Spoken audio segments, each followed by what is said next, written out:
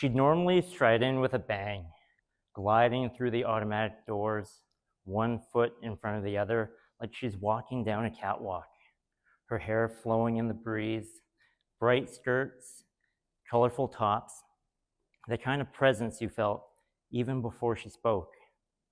She carried herself with pride. She lifted people higher just by being there. But then one morning, she walked in, and it was different. Her eyes were dull, her shoulders slumped forward, like she was carrying the weight of 4 different people, or the weight of something no one else could see. And while she remained professional, the air around her just felt heavy and silent. Even her smile, the smile that usually lit the office, just wasn't the same. And sure enough, one day, she poked her head over the cubicle wall and joked that she needed to find herself a social worker. And while her tone was playful in nature, her eyes told me it was much more serious than her voice implied. So we decided to go for a walk, and which is when she really opened up.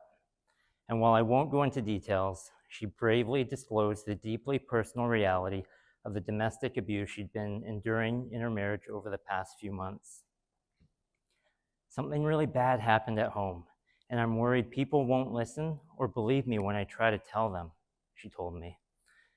You see, her husband's a well-respected and well-connected community figure, which added to her fears of not being heard on top of the control that he had already tightened around her life. This is a story about a colleague and friend of mine who I'll call Jane. If Jane's story sounds familiar, it's because domestic abuse is all around us. Chances are there are people here tonight in this very room who are survivors, or at least know others who have endured or even lost others to domestic abuse. And like so many of these relationships, the abuse Jane experienced hadn't escalated overnight. It began with small, subtle, incremental changes over a span of months that went unrecognized or that Jane had dismissed for one reason or another. I never imagined it would go this far, and never in my wildest dreams did I think he could do anything like this to me, or especially the kids, she said. And for me, this story wasn't abstract. It was raw, painful, and all too familiar. You see, through my work, I've encountered stories like hers again and again. But as many of you know, as professionals, you create boundaries with your clients and leave work at work. But this time it was different. This time it wasn't happening to a client. It was happening to a friend. So over the following days and weeks, I continued to check in with Jane. She found support, but she voiced, I wish there was more for women in situations like mine. Going through all this makes me want to start a nonprofit just so I can help others experiencing the same thing, she said. So we started imagining what that might look like.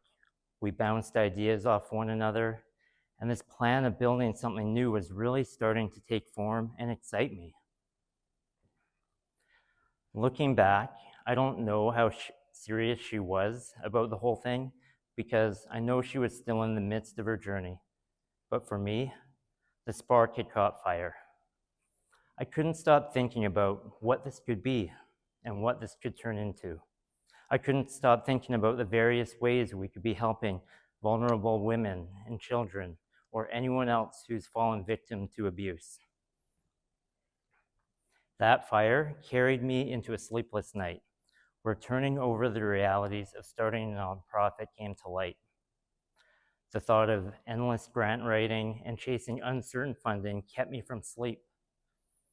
Memories of hearing about small groups dedicating their hearts into applications, spending hours they don't have only to be told they don't meet the right criteria or check the right boxes haunted me.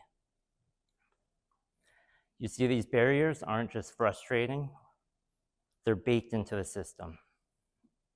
And while urban groups have easier access to funders, rural groups face higher costs and fewer opportunities. Compliance demands pile up, and countless perceptual barriers leave small grassroots groups either burnt out or dismissed as too risky. The idea of pouring hours into applications with no guarantee of accessing the funding didn't sit well with me. I didn't want to have to rely on others like that. This quickly led me to pivot and shift focus from starting a nonprofit to thinking differently about how grassroots groups are funded. Of course, I didn't forget about Jane. She knows she can come to me for support whenever she needs. But it got me to thinking, what if there was a model that made it easier for nonprofits to access support? A model designed to nurture and grow social impact initiatives. What if funding itself could be a low barrier, inspiring new programs and grassroots efforts to rise up and fill the gaps I see in my 9 to 5? You know, I keep hearing the same lines. From nonprofits, we'd love to provide that service, but we don't have the funding. From charities, we'd sponsor more, but we don't have the capacity. And from businesses, we like giving local, but it feels safer to give to the names we recognize. All of these statements are fair, just different voices describing the same picture. And that picture is showing that the system is stuck. Now, don't get me wrong, large nonprofits and charities are doing absolutely incredible and essential work every single day. They're a vital part of our ecosystem. But when almost all funding flows entirely to them, smaller grassroots ideas are left struggling to survive, let alone thrive. And when that happens, communities miss out on programs that could truly make a difference. When funding systems prioritize size over closeness, efficiency over empathy, and reputation over relevance, the local is often left behind. Let's think about the buy local movement for a moment. When we buy from local farmers, shops, and artisans, we know that money doesn't just purchase goods. It keeps the value and resources circling close to home. I argue that giving is no different. When we give local, we don't just fund a project, we're reinvesting and strengthening the very fabric of our community. But unlike buy local, the system for give local exists only informally, leaving too many grassroots ideas unseen, meaning sometimes the best community ideas are invisible to social impact dollars. Let that sink in for a minute. The best community ideas are invisible to social impact dollars. That's the heart of it. Not because they're weak ideas, but because the system isn't built to notice or trust them. Which is ironic because elsewhere in our lives, entire industries are built on noticing us. Spotify curates playlists that feel like they know us better than we know ourselves. Netflix recommends movies and TV shows that we end up binging and obsessing over, while Amazon suggests exactly what we need before we even realize we need it. Our consumer world has mastered personalization, so why can't impactful community giving work the same way? So what if finding the right causes was as seamless as finding the right playlist? Imagine business owners being exposed to projects that align with their values. For example, a local toy store is connected with a nonprofit that provides summer day camps for children who are too young to stay home alone. Or women-owned businesses backing their sisters at the women's shelter. These are the causes closest to their hearts, and yet many of these ideas never even cross their radar. When Jane trusted me with her story, I saw more than one person's hardship. The cracks in the system that I encounter in my work had suddenly become personal.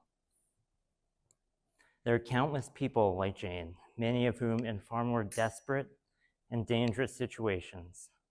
And there are countless ideas, some born from struggle and resilience, while others from vision, creativity, or simple community care.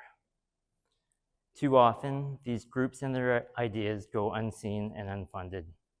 But imagine a world where no good idea was invisible, where funding always reached the people closest to the problem and the people bold enough to create something new. That realization is what set me on a journey to reimagine how funding could work.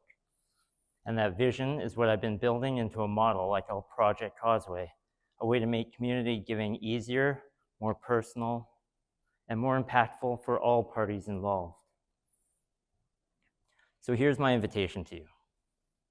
The next time you think about your company's giving, ask yourself, does it support the communities you live and work in?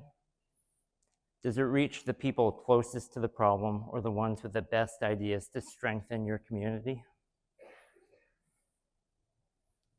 Now imagine a world where no good idea is left unseen and no community solution is left unfunded. To see why that vision matters, we need to look closer at the everyday realities around us, because sometimes the biggest cracks in our communities are revealed not in the headlines, but in the quiet struggles of the people in the chairs sitting right next to us, or in my case, directly on the other side of the cubicle wall.